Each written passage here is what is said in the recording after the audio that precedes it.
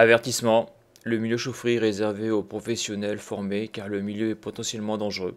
Il y a un risque d'explosion, d'électrocution, d'intoxication mortelle au CO et de brûlures graves pour l'intervenant. Alors dans cette vidéo, je vais vous présenter une chaudière murale à condensation. Cette chaudière murale, c'est ma première chaudière murale en intervention. Donc c'est une Sony Duval Thema Plus Condense F25. Alors je vais vous faire part d'un petit retour d'expérience, car il faut savoir que moi à la base, donc j'ai fait une formation de technicien de maintenance en équipement thermique. Et dans cette formation-là, on ne voit pas les chaudières murales, on voit plutôt tout ce qui est chaufferie. Mais il faut savoir que lorsque vous récupérez des grands sites, donc avec plusieurs chaufferies, lorsqu'il y a des logements de fonction, à l'intérieur il y a des chaudières murales, et donc vous êtes obligé de vous occuper de ces chaudières murales-là. Alors suivant les entreprises, des fois les chaudières murales sont sous-traitées à l'extérieur, soit un plombier chauffagiste, ou soit en interne par quelqu'un qui est spécialisé sur les chaudières murales. Mais souvent ce qui se passe c'est que la personne qui gère le site, donc s'occupe des chaufferies et tout ce qui est installation de chauffage, mais aussi des chaudières murales. Donc c'est bien de connaître un peu les chaudières murales, sauf que bon, la chaudière murale c'est particulier, la chaudière murale à condensation c'est relativement récent dans le sens où lorsqu'on regarde les parcs de chaudières murales sur des grandes installations, c'est-à-dire au niveau des logements de fonction, on se rend compte que la chaudière murale de base c'est la chaudière murale à brûleur atmosphérique classique avec ventouse. Donc ça c'est une chaudière murale à condensation. On le verra dans les photos après, le brûleur est très particulier. Et donc, lorsque vous avez affaire à ce genre de matériel alors que vous n'avez pas été formé spécifiquement dessus, eh bien, il vous reste les documentations constructeurs. Vous pouvez avoir des collègues qui connaissent ce genre de matériel. Et après, donc, il n'y a plus que l'auto-formation. Après, vous pouvez demander à votre entreprise de vous payer une formation sur les chaudières murales. Mais là, je vous souhaite bon courage. Donc, dans la suite de la vidéo, je vais vous présenter quelques photos de cette chaudière. Donc, c'est très intéressant à regarder, hein, parce que c'est vraiment spécifique comme matériel. Et je vous présenterai le schéma hydraulique de cette chaudière murale. Et aussi je parlerai de la maintenance qui est conseillée par le constructeur sur cette chaudière. Car en réalité, quand j'ai découvert cette chaudière la première fois, je devais faire l'entretien. Et c'est vrai que la chaudière murale à condensation, c'est particulier.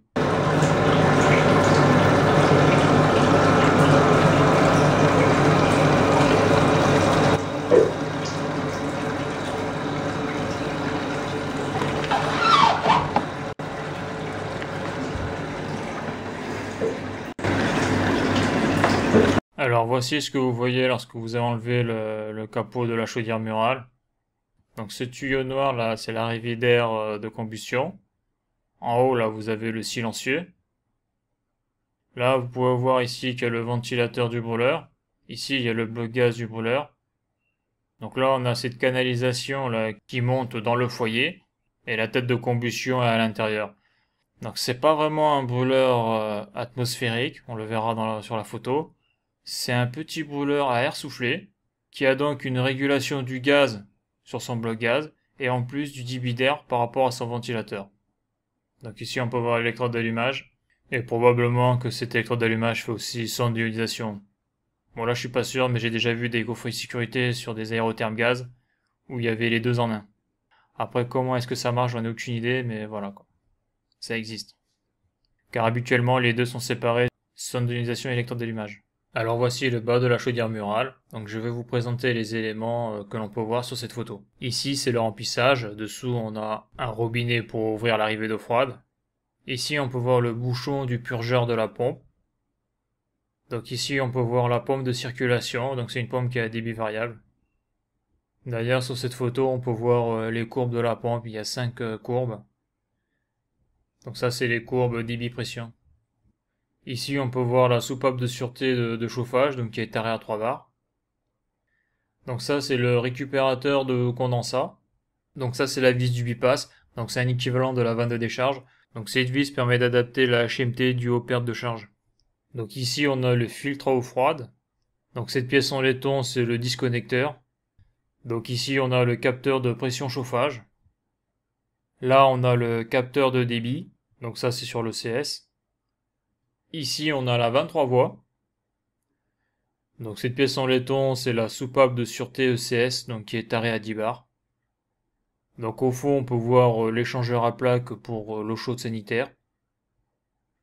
Donc là en haut, on peut voir le bloc gaz de la chaudière. Donc cette pièce rouge, c'est un bout du vase d'expansion. Et ici on peut voir le ballon de micro-accumulation pour le CS. Donc on verra dans la suite de la vidéo le schéma de principe hydraulique de cette chaudière, ainsi que le schéma de principe électrique de cette chaudière à condensation. Alors on peut voir sur cette photo, on peut voir en bas à gauche le bloc gaz. Donc c'est pas vraiment un bloc gaz dans le sens où il y a une vanne de régulation, car c'est un brûleur qui est modulant. Ça veut dire qu'il adapte son débit gaz suivant la demande calorifique. À droite, on peut voir le ventilateur, donc qui sert à aspirer l'air neuf pour la combustion. Donc l'air neuf et le gaz se mélangent pour aller dans la canalisation qui monte jusque dans la tête de combustion. Donc on peut voir ce bloc gaz, ce multi-bloc gaz, je devrais plutôt dire. Alors on peut voir sur la photo le multi-bloc gaz. On peut voir qu'il y a des points rouges sur ce multi-bloc gaz. Donc ce sont des marquages, ce sont des scellages, car le débit gaz a été réglé en usine, ce qui veut dire que cette chaudière est déjà réglée pour une utilisation au gaz naturel. Donc ça veut dire qu'on n'a pas besoin d'y toucher. On peut voir en haut à droite le transformateur acheté, donc c'est ce qui fait l'allumage. Et la particularité aussi de cet appareil-là, c'est qu'il mesure aussi le courant de ionisation. Donc on le verra sur le schéma électrique, ça fait les deux fonctions et je n'ai vraiment aucune idée de la manière dont ça marche. Comment d'un côté on peut envoyer du 5000 volts, du 5 ou 10 000 volts, et comment de l'autre sur le même câble on peut mesurer un courant de ionisation, même si j'imagine que les deux ne se font pas en même temps, mais c'est quand même particulier comme matériel. D'ailleurs on retrouve le même style de matériel souvent sur les aérothermes gaz. Alors dans cette image on peut voir donc la pompe de circulation, on revoit les éléments qu'on a vus juste avant, mais sous un autre angle. On peut voir le multi-bloc gaz qui est en haut, on peut voir le purgeur qui est au fond à gauche, donc on revoit le filtre à eau, le débistat, le capteur de pression, le système de bypass, la soupape de sécurité sur le chauffage qui a 3 barres, l'arrivée d'eau, le disconnecteur, derrière on voit toujours l'échangeur à plaques, et à droite on voit la 23 voies. Et sur celle-là on voit ce qui récupère les condensats. On voit à gauche le vase d'expansion sous un autre angle. On voit d'ailleurs la tétine, le bouchon pour contrôler la pression. Et à droite, on voit le micro-ballon d'accumulation de CS. Et on voit au fond la petite soupape de sécurité sur le CS. Et on voit qu'elle est de couleur bleue. Et elle est tarée à 10 bars. Alors avant de passer au foyer, donc c'est-à-dire au brûleur, on va d'abord voir le dessous de la chaudière. Donc ici, on peut voir qu'il y a le filtre chauffage. Donc c'est ici qu'on le démonte et qu'on l'enlève et qu'on le nettoie. Ici c'est le robinet de remplissage. Donc là on a le retour de chauffage. Ici on a l'arrivée d'eau froide sanitaire, qu'on appelle aussi EFS, eau froide sanitaire. Donc là on a le départ chauffage. Ici on a le départ d'eau chaude. Là on a l'arrivée gaz. Donc ici c'est du gaz naturel sur cette installation. Ici on a l'évacuation des condensats. C'est logique, c'est une chaudière à condensation. Là, on a l'évacuation des soupapes de sûreté, donc le CS et le chauffage. Et ici, on a l'évacuation du disconnecteur. Et ici, vous avez quelque chose de très important, c'est le robinet de vidange de la chaudière. Alors maintenant, on va regarder d'un peu plus près le brûleur. Donc là, on voit qu'il y a des vis, il faut voir que la tubulure d'air neuf s'enlève, tout se démonte. Donc une fois qu'on a démonté ça, on accède au foyer. Donc voici à quoi ça ressemble un foyer de chaudière à condensation. On voit qu'au fond la partie blanche c'est un isolant thermique. Et donc on voit que l'échangeur, on a des tubes cylindriques donc qui tournent. On peut voir en haut à gauche le connecteur du fusible thermique. Donc je crois qu'il déclenche à 107 degrés. Alors je ne sais pas s'il est rarement manuel automatique, ça j'en ai aucune idée, c'est pas marqué dans la doc et quand je l'ai vu la première fois j'ai pas fait attention. Donc là, on peut voir un petit zoom sur l'échangeur. On peut voir à quoi ça ressemble du plus près. Donc ça, c'est le brûleur. Donc on peut voir, il n'est pas énorme. Et on peut voir en bas l'admission d'air et de gaz.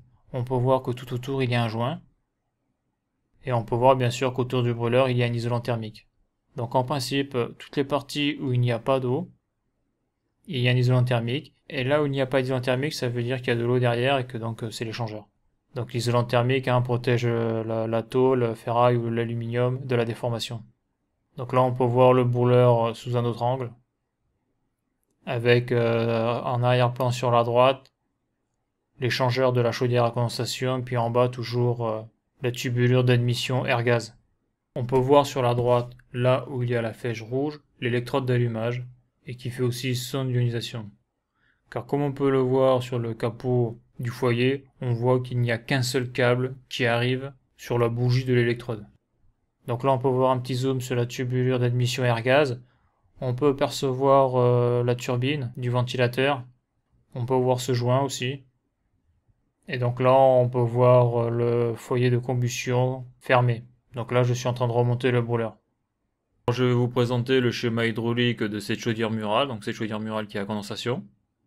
Donc je vais commencer à identifier les éléments en partant d'en haut à gauche. Et je vais faire le tour. Alors en 18, on a le fusible thermique. En 17, on a le vase expansion chauffage. En 16, on a l'échangeur chauffage. En 15, on a le brûleur. En 14, on a l'électrode d'allumage et de contrôle de flamme. En 13, on a le récupérateur de condensat. En 12, on a le bypass. En 11, on a l'échangeur sanitaire. En 10, on a le capteur de température du retour chauffage. En 9, on a la pompe. En 8, on a le capteur de pression. En 7, on a le capteur de débit, donc le débistat. En 6, on a le robinet de vidange du circuit chauffage. En 5, on a le robinet de remplissage. En 4, on a le disconnecteur. En 3, on a le filtre eau froide. En 2, on a le robinet d'arrêt du retour chauffage. En 1, on a le robinet d'arrêt de l'arrivée d'eau froide. Donc en A, on a le retour chauffage. Et en B, on a l'arrivée d'eau froide. En C, on a le départ chauffage. En D, on a le départ eau chaude. Donc c'est l'eau chaude sanitaire. Et en E, on a l'arrivée gaz. Alors après, je reprends en haut à droite. Donc en 19, on a l'évacuation des gaz brûlés. En 20, on a le capteur de température du ballon de micro-accumulation. En 21, on a le silencieux. Donc c'est là où l'air neuf arrive pour la combustion. En 22, on a le ballon de micro-accumulation. En 23, on a la résistance de maintien en température. En 24, il y a le ventilateur. En 25, il y a la soupape de sécurité sanitaire. En 26, il y a le mécanisme gaz. Donc le bloc gaz. En 27, il y a l'allumeur. Donc le transformateur acheté. En 28, il y a le capteur de température du départ chauffage. En 29, il y a la 23 voies. En 30, il y a la soupape de sécurité chauffage. En 31, il y a le robinet d'arrêt du gaz. En 32, on a le robinet d'arrêt du départ chauffage. Et puis voilà. Alors souvent, lorsque l'on regarde un schéma hydraulique de chaudière murale, donc qui fait chauffage et eau chaude sanitaire, la partie la plus complexe à comprendre se situe au niveau de l'échangeur à plaques. Car comme on peut le voir, il y a des tuyaux et c'est pas super bien représenté au niveau des connexions. Donc déjà à signaler, il y a une erreur sur ce schéma hydraulique. La première erreur elle est au niveau du disconnecteur, donc qui est ici. On peut voir que le clapet anti-retour, en tout cas le symbole du clapet anti-retour n'est pas dans le bon sens. Donc un petit mnémotechnique pour retenir le bon sens, en tout cas au niveau du symbole du clapet anti-retour. Il faut imaginer que sur la partie plate du triangle, il y a un ressort, et ce ressort pousse pour fermer le clapet anti-retour. Donc là on voit qu'il n'est pas dans le bon sens. Car il faut savoir, dans un disconnecteur, il y a au moins 2 clapets anti-retour, voire 3, je ne sais pas si c'est un clapet ou une membrane. Donc c'est pour cela que l'on peut réduire un disconnecteur à un symbole de clapet anti-retour. Donc la partie qui n'est pas évidente à comprendre, c'est cette histoire de bypass, comme on peut le voir sur la photo. Parce que là on voit que l'eau chaude de l'échangeur arrive par ici, après on rentre dans la 23 voies. Donc s'il y a une demande de CS, l'eau chaude va passer de ce côté-là de la 23 voies. Et s'il n'y a pas de demande de CS, c'est-à-dire s'il y a une demande de chauffage par exemple, eh bien l'eau chaude va passer de ce côté-là. Donc il faut savoir qu'en principe avec les chaudières murales, bon ça peut se régler.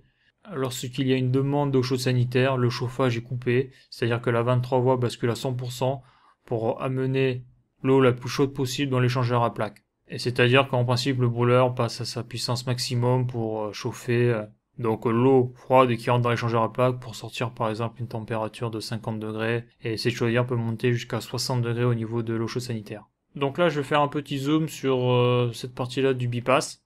Alors, ce que j'ai pu comprendre, hein, bon, je suis pas sûr à 100% de ce que je dis, mais ce bypass, en réalité, c'est un clapet anti-retour qui est réglable, c'est-à-dire, on le voit, il y a un petit ressort.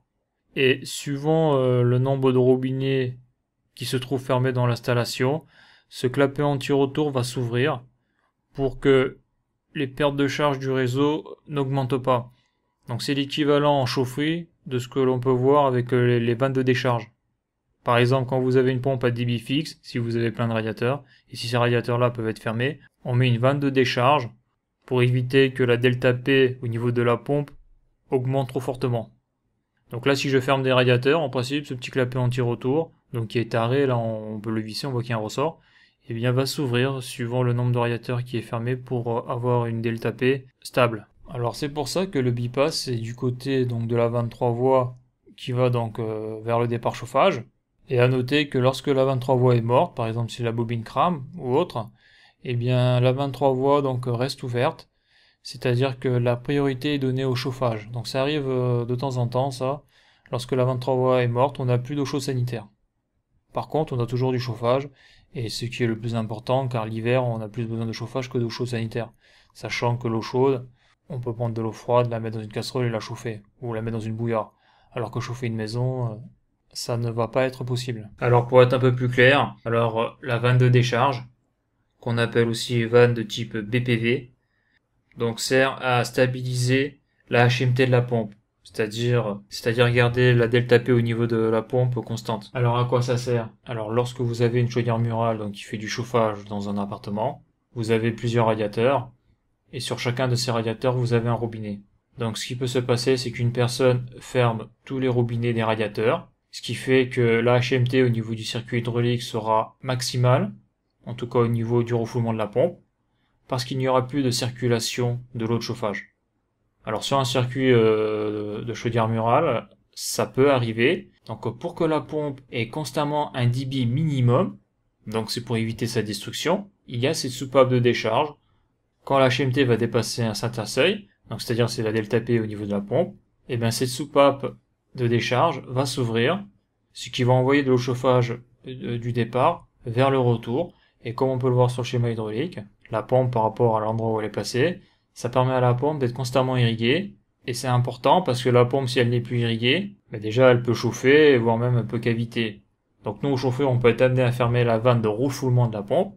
Ça pose aucun problème, mais on la laisse pas fermer 1 heure. Alors que dans un appartement, si tous les robinets de chauffage sont fermés, et bien la pompe, l'eau ne circule plus. Et donc ça peut poser de graves problèmes pour la pompe. Ça peut même faire tomber la chaudière en surchauffe, que ce soit au niveau de la sécurité surchauffe ou au niveau du fusible thermique de l'échangeur. Donc sur ce schéma hydraulique là, c'est ça le bypass. En réalité c'est une soupape de décharge ou bon, quand c'est plus gros on appelle ça une vanne de décharge. Là où il y a la flèche bleue en haut à droite, c'est l'arrivée d'eau froide, donc après le disconnecteur pour remplir le réseau de chauffage. Alors là j'ai fait un zoom sur la partie brûleur. Donc on peut voir sur ce schéma de principe qu'il y a l'allumeur et de l'allumeur de conducteur sort, et donc on peut voir ce qui ressemble à une sonde d'ionisation à côté de l'électrode d'allumage. Donc comme je l'ai montré dans une des photos précédentes dans la vidéo, on peut voir qu'il y a le câble de l'électrode d'allumage et il n'y a pas l'air d'avoir une sonde d'ionisation. Donc ça c'est à confirmer, il faudrait le voir de plus près, car c'est vrai que j'ai pas pris, car je n'ai pas touché à ce câble et peut-être qu'il y a de conducteurs à l'intérieur.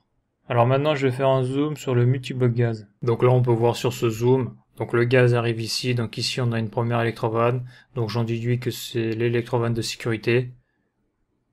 Donc le gaz passe ici, là.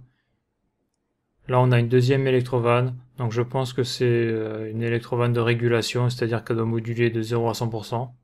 Donc là le gaz passe ici, là. Donc là on voit qu'on appuie sur une sorte de piston, qu'ici il y a un ressort, et que là il y a une membrane. Donc je pense que ce petit piston, suivant la pression qu'il y a ici, et donc là on voit qu'il y a une contre-force là, descend plus ou moins, et bien sûr lorsqu'il descend, il limite, donc il obstrue un peu ce trou là, et donc il limite le débit gaz. Donc là on peut voir que le gaz passe ici, donc il peut passer soit ici, en passant par cette petite liaison qui fait la jonction entre ces deux emplacements, avec ici là, ou soit il peut passer aussi ici là, et là on peut voir qu'on fait la liaison avec l'emplacement du haut. ici, là, avec la chambre du haut. Alors, d'après la documentation et ce que j'ai pu en comprendre, lorsque l'on visse cette vis, on diminue le débit gaz. Donc, si je visse ici, j'obstrue ce passage-là, donc le gaz va passer plutôt par ici, plutôt par ici. Donc là, le gaz va partir ici, mais il va appuyer aussi sur cette membrane-là. Donc ça va descendre cette membrane-là. Donc là, on voit que la membrane est vraiment très très large. Hein. Donc je pense qu'avec peu de pression de gaz, ça doit bien baisser ce piston-là. Et donc ça réduit le débit. Alors que si on dévisse cette vis-là, donc le gaz passe plus ici, d'accord. Et donc là, on a une force qui s'exerce sur cette membrane-là. Et le gaz passe aussi ici. Mais cette force qui s'exerce avec celle du ressort fait que ce vérin là, ce piston s'ouvre plus, ce qui permet de laisser plus de gaz passer dans le brûleur. Donc ça c'est mon analyse. Après bon, c'est peut-être faux ce que je dis parce que là c'est un schéma de principe. Hein. Et là ici on a la prise de pression. On a la prise de pression du brûleur. Alors on va le voir juste après, mais en regardant le schéma électrique, je me suis rendu compte que ce multibloc gaz est alimenté que par 2 fils. Comme on a pu le voir, il y avait l'électrovanne de sécurité, donc c'était la première, et la deuxième, je pensais que c'était une électrovanne de régulation. En réalité, d'après ce que je peux voir, c'est une électrovanne qui est en tout ou rien. Donc les deux s'ouvrent ou se ferment en même temps. Donc la régulation du débit gaz se fait par rapport à la vitesse de rotation du ventilateur, qui fait qu'on peut le voir, la grande membrane fait descendre plus ou moins le piston, et donc c'est ce qui fait varier le débit gaz bien dans le brûleur. Ça ressemble un petit peu au fonctionnement des brûleurs air-gaz proportionnels, donc les brûleurs AGP, sauf que sur ce brûleur-là, on ne peut pas régler l'air. C'est-à-dire que sur un brûleur AGP, mais avant de régler le débit gaz, vous réglez la combustion. Donc pour ça, on règle la pente et le décalage de pente sur le multibloc gaz. Et ce qui fait le débit gaz, c'est la quantité d'air que vous amenez dans le brûleur, car il y a un asservissement du gaz sur l'air. Et c'est justement cette membrane qui est en contact de l'air qui fait qu'il y aura plus ou moins de gaz, donc suivant son fonctionnement. Donc sur ce brûleur-là, on ne peut régler que le débit gaz avec la vis, là, qu'on peut voir, la petite vis en bas à gauche, et sur la puissance maxi. Donc je pense que le Mi ne se règle pas pour la simple et bonne raison, c'est que probablement le bureau d'études a conçu la membrane pour faire en sorte que il n'y ait pas besoin de la régler. Mais on verra plus tard dans la vidéo que sur la documentation, il est marqué que cette chaudière-là, en puissance maximum, peut produire jusqu'à 97 ppm de CO. Alors je sais pas si c'est normal pour les chaudières murales, je n'ai encore jamais fait une analyse de combustion sur ce type de chaudière, car on le verra après, sur ces chaudières-là, le trou qui me permettait d'accéder à la combustion était bouché par une plaque. Alors bien sûr, si vous avez des compléments d'information sur le fonctionnement de ce multibloc gaz de cette chaudière-là, vous pouvez laisser un commentaire en dessous de la vidéo, il n'y a pas de souci. Alors maintenant, je vais vous présenter le schéma électrique de cette chaudière. Donc c'est en étudiant ce schéma électrique que j'ai pu me rendre compte que le multibloc gaz devait être alimenté en tout ou rien. Alors on peut voir en 1 le connecteur sécurité de surchauffe pour plancher chauffant. En 2, c'est le connecteur accessoire de régulation. En 3, on a le connecteur pour capteur de température à raccorder avec un kit solaire optionnel. En 4, on a la carte option 24 volts. En 5, on a l'interface utilisateur. En 6, on a le fusible. En 7, on a le connecteur pour option 230 volts. Alors en 8, on a la pompe, et là on peut voir que sur la pompe, il y a 1, 2, 3, 4, il y a 5 fils, 5 conducteurs. Donc je sais pas ce que c'est exactement comme pompe, on voit que c'est une pompe en monophasé, mais je sais pas s'il y a un relais de tension, un relais d'intensité, pourquoi il y a 5 conducteurs, ça c'est une question que je me pose. En 9, il y a le ballon de micro-accumulation. En 10, on a l'électrode d'allumage et de contrôle de flamme. Donc là on voit en 10, bord 1 et 2, on a l'électrode d'allumage et de contrôle de flamme. Donc à mon avis, les deux sont dans la même électrode, hein, car physiquement on voit qu'un conducteur. Donc là on voit qu'il y a 2 conducteurs, là, 1 et 2, donc bon c'est étrange. Il faudrait le voir en vrai. En 11, le capteur de température du départ chauffage, donc c'est une sonde, hein, sonde de température du départ chauffage, on voit il y a 2 fils. En 12, sonde de température du retour chauffage, pareil il y a 2 fils. En 13, le mécanisme gaz, donc le bloc gaz, et on voit qu'il y a que 2 fils, et sur les photos que j'ai montrées dans la vidéo, on voit aussi qu'il y a que 2 fils. Il n'y a que 2 conducteurs. En 14, le ventilateur, donc le ventilateur, pareil, il a 4 conducteurs, donc je pense qu'il doit y avoir un codeur incrémental, car ça permet de savoir si le moteur tourne ou pas. Donc on remarquera que sur ce schéma électrique, il n'y a pas de pressostat mini-air. Donc sur les chaudières murales à ventouse classiques, on a un pressostat au niveau de l'extracteur diffumé. Donc lorsque l'extracteur tourne, il crée une dépression, donc le manostadaire le détecte. Et si le moteur ne tourne pas, donc si l'extracteur ne fonctionne pas, eh ben le manostadaire détecte qu'il n'y a pas de dépression et donc interdit à la chaudière de démarrer, c'est un défaut. Ici, on voit qu'il n'y a pas ça. Donc, il doit y avoir un codeur incrémental dans le moteur du ventilateur, comme c'est un moteur qui est à vitesse variable, ou ce genre de choses. En 15, on a le fusible thermique, donc c'est celui-là qu'il y a sur l'échangeur. En 16, il y a le capteur de température du ballon de microaccumulation, donc ça aussi c'est une sonde. Et en 17, il y a le capteur de débit sanitaire. Donc là, je pense que c'est pas un débitstat, c'est vraiment comme un compteur d'eau, quoi. C'est un compteur à impulsion, quoi. Je suis pratiquement sûr que c'est un compteur à impulsion, parce qu'il y a 3 fils. Donc je vois pas trop à quoi peuvent servir ces 3 fils. Si ce n'est peut-être pour un compteur à impulsion. En 18, on a la 23 voies, donc c'est une 23 particulière, hein. C'est une 23 voies, d'après ce que j'ai pu voir sur la doc, qui peut prendre position fermée, position ouverte. Donc position fermée, c'est-à-dire le chauffage, position ouverte, le CS, et une position intermédiaire, pour faire les deux en même temps. Et je pense aussi qu'il doit certainement y avoir un fin de course. Et en 19, le détecteur pression du circuit chauffage. Donc je dirais plutôt le capteur de pression du circuit chauffage. C'est ce qu'on voit sur la chaudière, l'affichage de la pression, c'est la pression du circuit chauffage. Donc on peut voir sur ce schéma électrique toutes les entrées et toutes les sorties de la carte, hein. Donc cette carte électronique en réalité c'est juste un automate avec des entrées et des sorties. Donc on peut voir tout ce qu'elle comporte en composants. Alors le 9, ils disent que c'est le ballon de microaccumulation, mais là on le voit, c'est une résistance, hein. Je crois que c'est la résistance qui permet de maintenir en température le ballon de microaccumulation. Donc après on n'a pas la définition des bornes, par exemple on voit ici la X17, X30. On peut voir qu'en X17 on peut brancher ce qui ressemble à un thermostat d'ambiance, donc à leur thermostat IBUS, et on peut voir aussi qu'il y a une sonde de température extérieure. Alors je vais parler des défauts que peut rencontrer cette chaudière murale, donc par rapport à ce qu'il y a sur la doc de la chaudière. L'intérêt aussi de connaître les défauts de la chaudière, c'est qu'on voit un petit peu le matériel qu'il y a en présence dans la chaudière murale. Donc on peut avoir le défaut manque d'eau dans l'installation, lorsque l'on a une pression inférieure à 0,3 bar. On a le défaut absence d'eau dans l'installation, pas d'élévation de température mais le brûleur est allumé. Donc ce défaut est bizarre car je ne sais pas trop comment le brûleur peut rester allumé s'il y a un manque d'eau. Le défaut d'allumage, on a le défaut perte de flamme en fonctionnement. On a le défaut fluctuation du signal de la flamme. Donc ça c'est la sonde d'ionisation. On a le défaut d'extraction ou de l'aspiration de l'air. Dans notre cas, ça sera plutôt le défaut de l'aspiration de l'air. On a le défaut de surchauffe. Dans les causes, on nous indique que la sécurité de surchauffe est activée à partir de 97 degrés. On a le défaut du capteur de température des pare-chauffages. Donc il fait l'indistinction lorsque le capteur est déconnecté et lorsqu'il est en court-circuit. On a le défaut du capteur de température du ballon, le défaut du capteur de pression circuit chauffage. On a le défaut capteur de température retour chauffage. Donc on a le défaut de tension IBUS. On a le défaut de la carte principale. Dans celui-là, il y a plusieurs causes, hein. Donc il y a 1, 2, 3, 4, 5, il y a 6 défauts dans le défaut de la carte principale.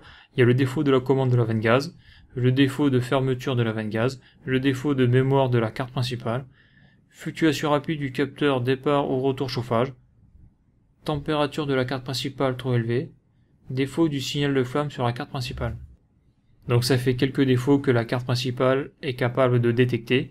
Après on a le défaut du moteur du mécanisme gaz, défaut de l'interface utilisateur, on a le défaut du capteur de température départ chauffage, on a le défaut interface utilisateur incompatible avec la carte principale, on a le défaut de circulation d'eau.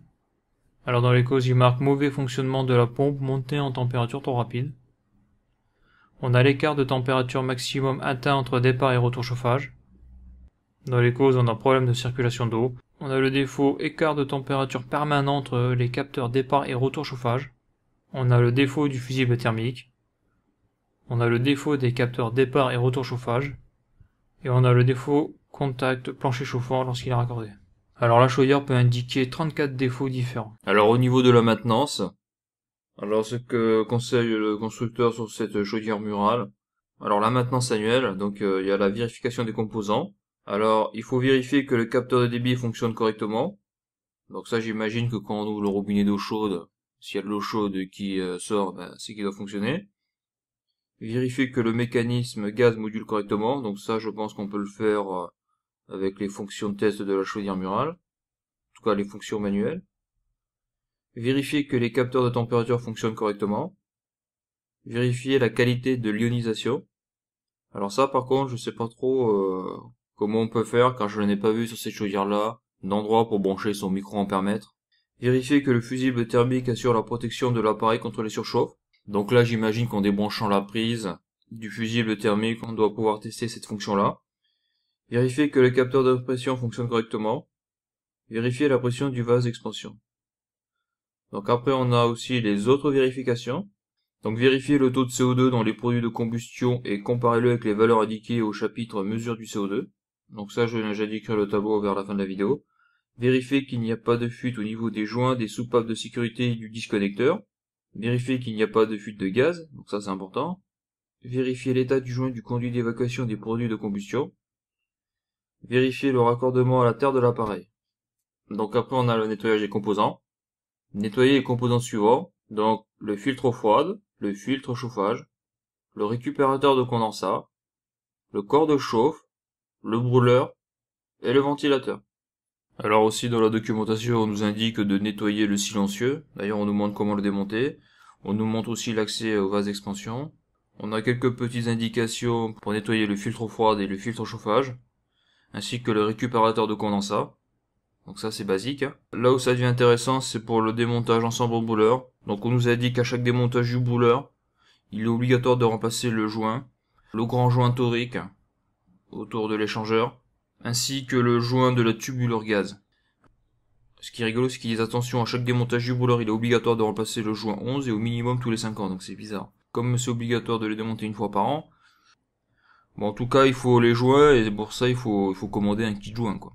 Donc pour le nettoyage du corps de chauffe, je me suis posé la question quand je l'ai ouvert. Donc il conseille de nettoyer le serpentin du corps de chauffe avec de l'eau.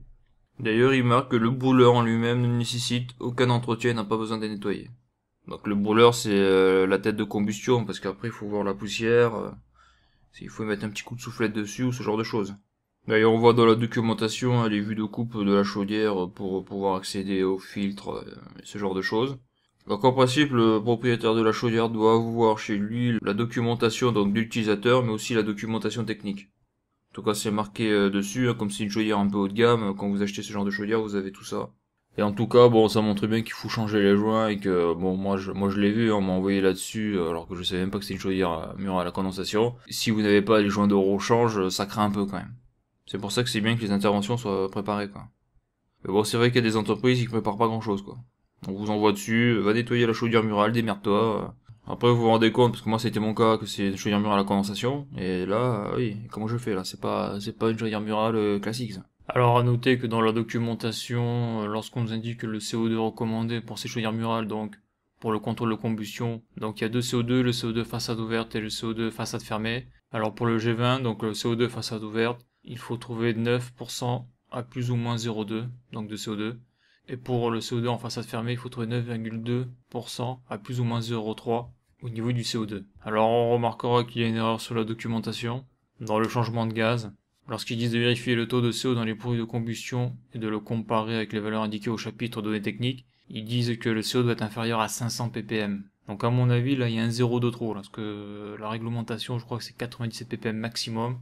Dans le conduit de cheminée, et lorsqu'on règle les combustions, en tout cas sur des chaufferies classiques, on cherche à avoir 0 ppm de CO.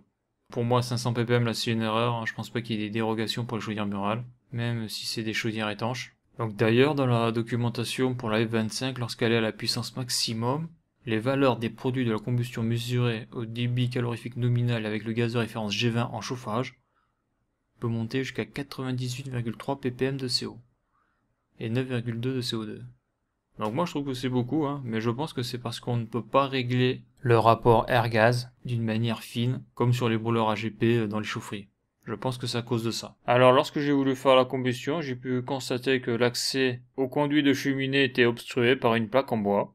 Donc j'ai dit au client qu'il fallait enlever cette plaque pour pouvoir accéder au bouchon que l'on peut voir sur la photo, pour pouvoir y mettre la canne de l'analyseur de combustion. Car cette chaudière n'est pas vieille, elle a moins d'1 an. Donc on peut voir qu'elle est raccordée à la terre et on peut voir aussi qu'ils ont utilisé des colliers de mise à la terre. Alors je vais rajouter un petit complément à la fin de cette vidéo à propos des condensats. Il faut savoir que les condensats sont très acides.